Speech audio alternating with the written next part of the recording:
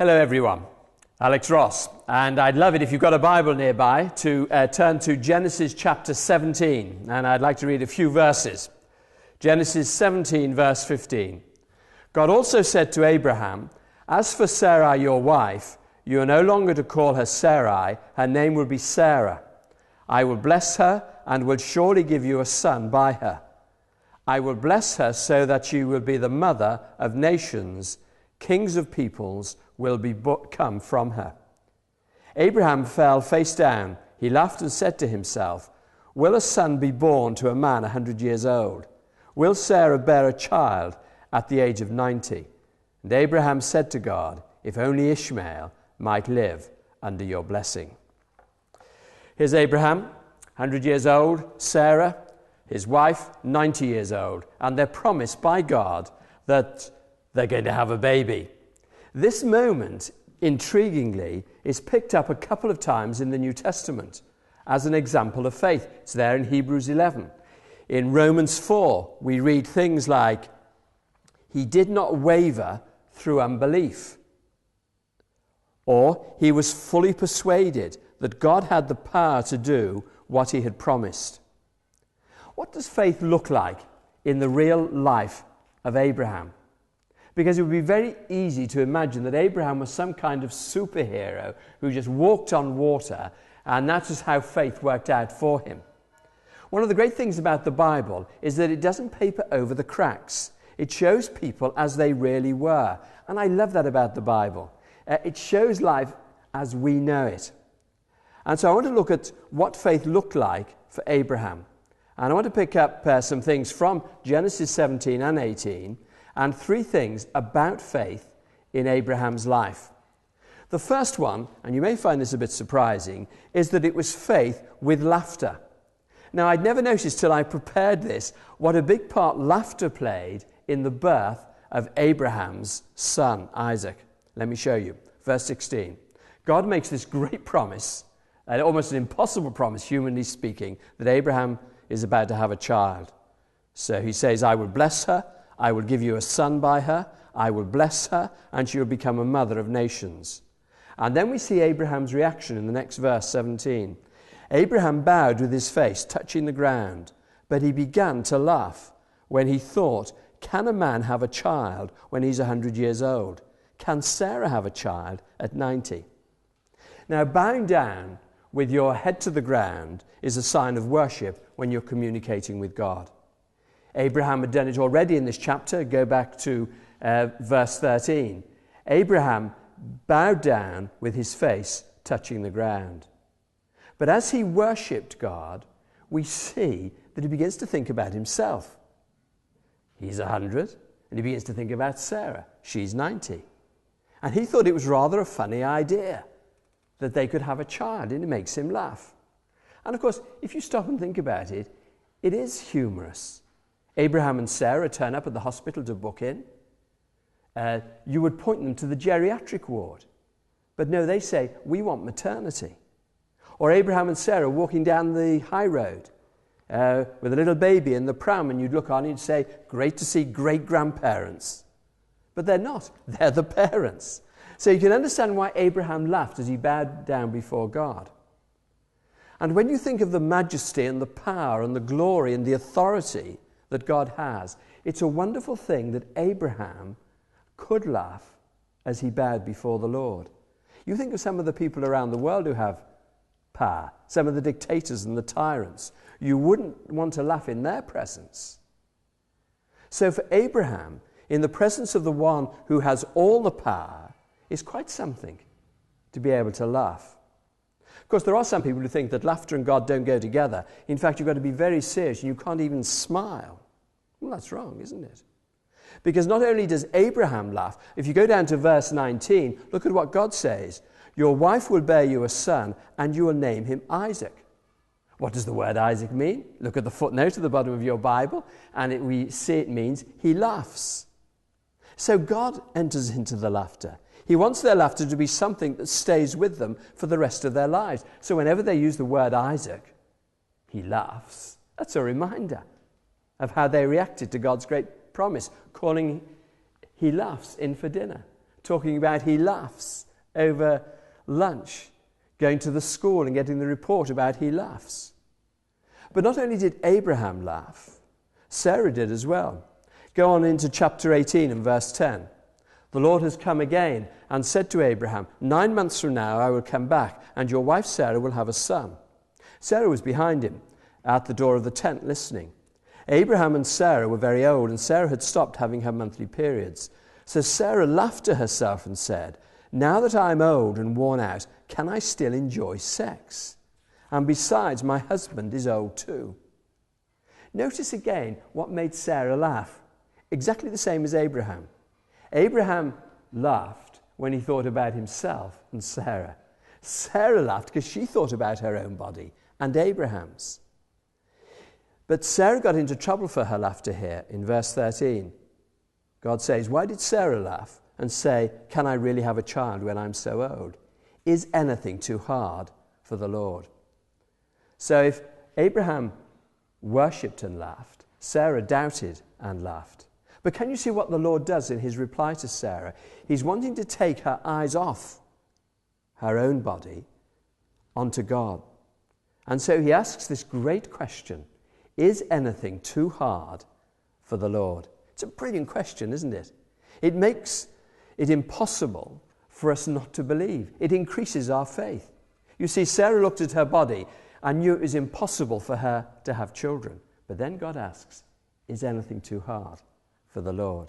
And suddenly the whole situation is transformed. In fact, any situation you care to mention can be transformed with such a question. Look at the state of the world. Is anything too hard for the Lord? Look at the state of this country. Is anything too hard for the Lord? Look at the state of your family. Is anything too hard for the Lord? Look at the state of your life. Is anything too hard for the Lord? Now, it doesn't mean to say that God's going to solve all the problems. But when you ask the question, is anything too hard for God? You immediately have to say no, because he has all the power, all the authority. And when we see that, our faith grows.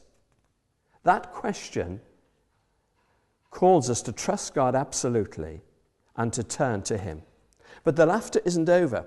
Go on to chapter 21 and verse 5. Abraham was 100 years old when Isaac was born. Sarah said, God has brought me joy and laughter.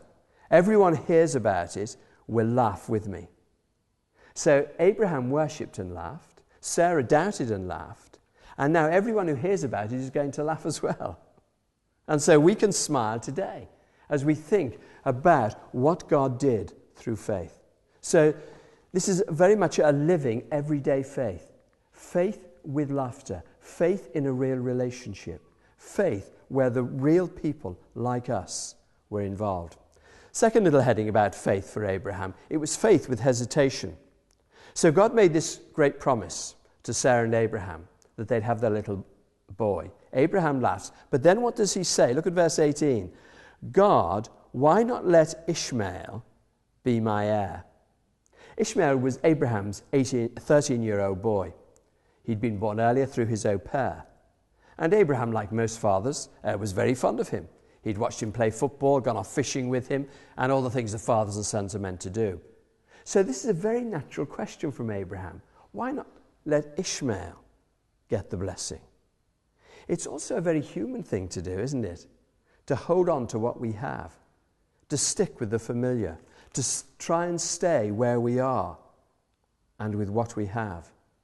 It's always easier to stay with what is in our possession than to move on with God.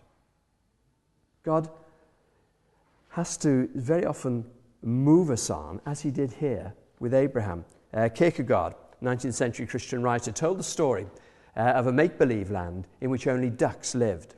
On Sunday morning, all the ducks got up, brushed their feathers, and waddled down the road to the church.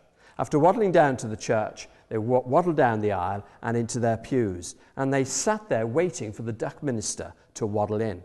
The duck minister waddles in, takes his place behind the pulpit, and opens the duck Bible. And he reads out, "With wings you ducks can fly. You ducks can mount up like eagles and soar into the heavens. You ducks can escape the confinement of pens and fences. You ducks can know the joy of complete freedom. You ducks must give thanks to God for this great gift of wings. And all the ducks in the congregation agreed and shouted, Amen. And then they all got up and waddled home. This is one of the big dangers for us as Christians. God can give us many great promises, but we just get up and we waddle on in our own way. This was Abraham. He wanted to stay where he was. God wanted to give him a new son. There was a hesitation. Perhaps there's a hesitation in our lives today. Perhaps God is calling you to move out of a relationship that is wrong. Perhaps God is calling you to get rid of something that is bad in your life. Perhaps God is calling you to go and serve in a new place, but you're hesitant. You're holding back. Yes, hesitation and faith did go together with Abraham. The challenge may be for us to let go and to trust God. Let's go to our third and final heading, and that is faith with enthusiasm. We now move on to another time when the Lord appeared to Abraham. It's there in verse 1 of chapter 18. We may be tempted to think that God was always appearing to Abraham, but if you look back to the previous 25 years of Abraham's life, as far as we know, there are only 3 or 4 appearances. He had to live for long periods by faith alone. And remember, he had no Bible. It was these visits by God that kept him going. And in these first 8 verses of Genesis 18, they're so alive with detail that we're almost there with Abraham in the desert. Verse 2. Who were the 3 men who came to visit Abraham? Well, if you go down to verse 22, you'll see that one of them is the Lord. And then if you go into the next chapter, verse 1, you'll see the other 2 were angels. So it's a very high-powered visit. Evidently, people in the desert are known for their hospitality. But even by those standards, this is very enthusiastic hospitality. In verse 1, we're told that it was the hottest part of the day, a time for his siesta, not hospitality. Verse 2, Abraham ran to his visitors. He then bowed down in an attitude of worship. And in verse 5, he offers to bring them a bit of food. That turns out to be a bit of an understatement. In verse 6, he asks Sarah to get a sack of flour and bake some bread. That was literally 22 litres of flour. I'm told that would make 15 loaves. In verse 7, he prepares good quality beef, we're told, sets up a barbecue with a whole calf. And then in verse 8, we're told he brought it all together with milk and cream. Abraham here is enthusiastic and excited about meeting the Lord. In verse 2, he runs to meet him. Verse 6, he hurries to the kitchen. In verse 7, he runs to the herd of cattle. In verse 8, he stood by them while they ate, hovering like any good waiter. You cannot fail to see Abraham's enthusiasm. And that is a challenge for us. We are to love God with all our heart, all our soul, all our minds, all our strength. Enthusiasm is a great word for us as Christians. It's a Bible word. Entheos, in God. Entheosism, enthusiasm.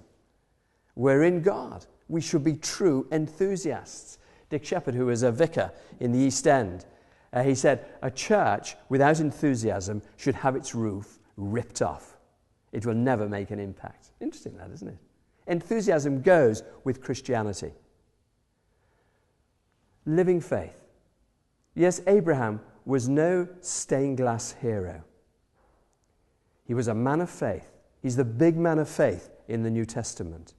But it was faith with laughter. It was faith with hesitation. But it was faith with enthusiasm.